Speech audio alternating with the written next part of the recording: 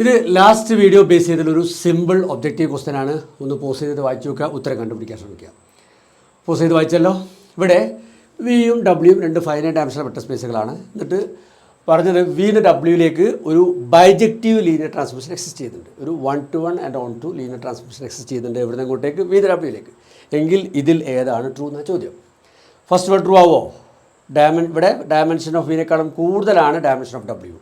അപ്പം ഇങ്ങനത്തെ ഒരു ട്രാൻസ്ഫോർമേഷന് ഇങ്ങനത്തെ ഒരു ബൈജക്റ്റീവ് ട്രാൻസ്ഫോർമേഷൻ എക്സിസ്റ്റ് ചെയ്യുമോ? ആലോചിച്ചു ഇല്ല. കാരണം കഴിഞ്ഞ വീഡിയോയിൽ നമ്മൾ പറഞ്ഞിട്ടുണ്ട്, ഒരു ഫൈനൈറ്റ് ഡയമെൻഷണൽ വെക്റ്റർ സ്പേസിൽ നിന്ന് അതിനേക്കാളും കൂടുതൽ ഡയമെൻഷനിൽ ഒരു വെക്റ്റർ സ്പേസിലേക്ക് ഒരു onto linear transformation exist ചെയ്യില്ല.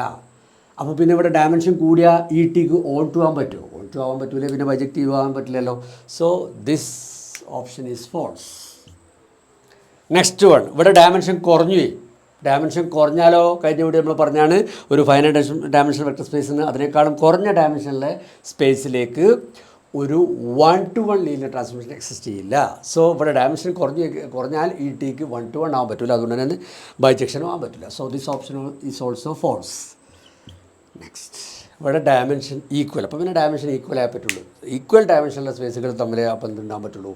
ബൈജക്റ്റീവ് ലീനിയർ ട്രാൻസ്ഫോർമേഷൻ ഉണ്ടാകാൻ പറ്റുള്ളൂ. അപ്പോൾ രണ്ട് സ്പേസുകൾ തമ്മിൽ ഒരു ബൈജക്റ്റീവ് ലീനിയർ ട്രാൻസ്ഫോർമേഷൻ ഉണ്ടെന്ന് പറഞ്ഞാൽ നമുക്ക് ഉറപ്പിക്കാം ആ രണ്ട് സ്പേസുകളുടെയും ഡയമെൻഷൻ ഈക്വൽ ആയിരിക്കും. ഇത് നിങ്ങളെ നോട്ടിലോ മനസ്സിലോ ഒക്കെ വൃത്തിക്ക് അവിടെ കിടന്നോട്ടെ. ഞാൻ അടുത്ത റിസൾട്ടിലേക്ക് പോകാം കേട്ടോ. പോസ് ചെയ്ത് റിസൾട്ട് ഒന്ന് വായിച്ചു നോക്കൂ. വായിച്ചില്ലേ? എന്താ പറയണത്? തൊട്ടു മുമ്പത്തെ പ്രോബ്ലം എന്തായിരുന്നു പറഞ്ഞത്? രണ്ട് ഈക്വൽ ഡയമെൻഷനിലെ രണ്ട് വെക്റ്റർ സ്പേസുകൾക്കിടയിലെ ഒരു ബൈജക്റ്റീവ് ലീനിയർ ട്രാൻസ്ഫോർമേഷൻ എക്സിസ്റ്റ് ചെയ്യുള്ളൂ എന്നാണ് തൊട്ടു മുമ്പത്തെ പ്രോബ്ലം പറഞ്ഞത്. ഇനി ഇവിടെ പറയുന്നത് വിയും ഡബ്ല്യൂയും അങ്ങനെ ഈക്വൽ ഡയമെൻഷനിലെ രണ്ട് വെക്റ്റർ സ്പേസുകളാണ് വിചാരിക്കുക. അത് ശ്രദ്ധിക്കേണ്ടോ? ഈക്വൽ ഡയമെൻഷൻ, അത് ഈ റിസൾട്ടിന് ഇമ്പോർട്ടൻ്റ് ആണ്.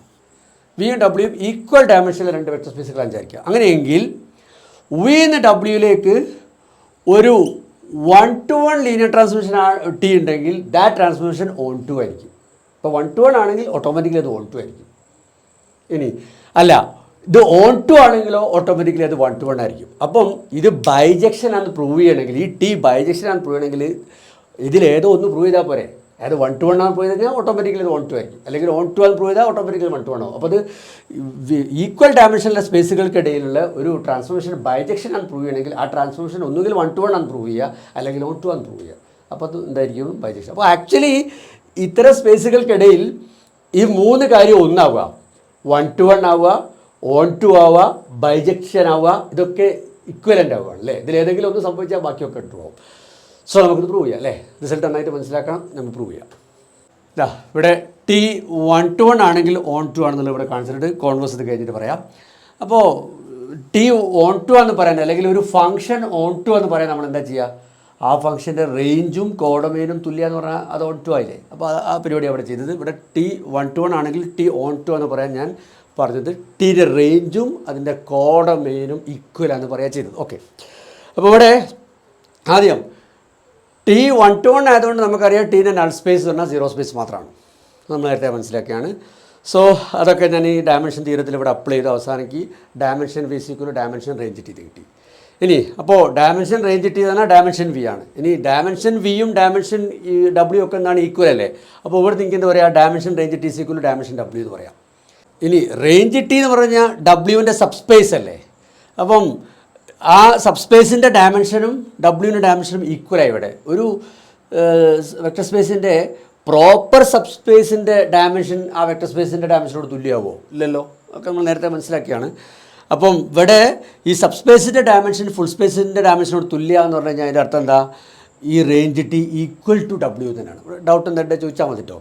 അപ്പം ടീൻ്റെ റേഞ്ചും ടീൻ്റെ കോഡൊമൈനായ ഡബ്ല്യുവും ഈക്വലാണ്. So T is onto. അപ്പം ടി 1-to-1 ആണെങ്കിൽ ടി ഈസ് ഓൺ ടു എന്ന് ഞാൻ കാണിച്ചു. ഇനി തിരിച്ച് ടി ഈസ് ഓൺ ടു ആണെങ്കിൽ ടി ഈസ് 1-to-1 എന്നോട് കാണിക്കണം. ഓക്കെ, കോൺവേഴ്സ് ഇത് അവിടെ എഴുതിയിട്ടുണ്ട്. അതായത് ടി ഓൺ-to ആണെങ്കിൽ ടി ഈസ് 1-to-1 ഞാൻ ഇവിടെ പ്രൂവ് ചെയ്തിട്ടുണ്ട്. ഇത് നിങ്ങൾ സ്വന്തം തന്നെ വായിച്ചു നോക്കിയാൽ പോരെ, ഒന്നുമില്ല ഇവിടെ. ടി ഓൺ-to ആണെങ്കിൽ ഞാൻ പറഞ്ഞു ടീൻ്റെ റേഞ്ചും ടീൻ്റെ കോഡൊമൈനും തുല്യമാവും. അത് ഞാൻ ഇവിടെ ഉപയോഗിച്ചിട്ടുണ്ട്. ഈ ഡയമെൻഷൻ തീരത്തിൽ റേഞ്ച് ടിക്ക് വരാൻ ഈ ഡബ്ല്യു ഉപയോഗിച്ചു. എന്നിട്ട് അടുത്ത സ്റ്റെപ്പിൽ dimension of null T equal to ഇതിനിങ്ങോട്ടൊക്കെ കൊണ്ടുവന്നിട്ട് ഇങ്ങനെ എഴുതി. ഇനി വിൻ്റെയും ഡബ്ല്യുവിൻ്റെയും ഡയമെൻഷൻ ഈക്വൽ അല്ലേ. അപ്പോൾ ഇത് 0 ആവും. അപ്പോൾ ഡയമെൻഷൻ ഓഫ് നൾട്ടി 0 ആയി. അപ്പോൾ അതിനകത്ത് നൾട്ടി 0 സ്പേസ് ആണ്. നൾട്ടി 0 സ്പേസ് ആണെങ്കിൽ ടി പിന്നെ 1 to 1 ആണ്. സോ ടി 1 to ആണെങ്കിൽ ടി 1 to 1 എന്ന് ഞാൻ പ്രൂവ് ചെയ്തു. അപ്പോൾ ഈ ഇത് റിസൾട്ട് പ്രൂവ് ചെയ്തില്ലേ? ഓക്കെ, ഇനി അടുത്ത വീഡിയോ കാണാം.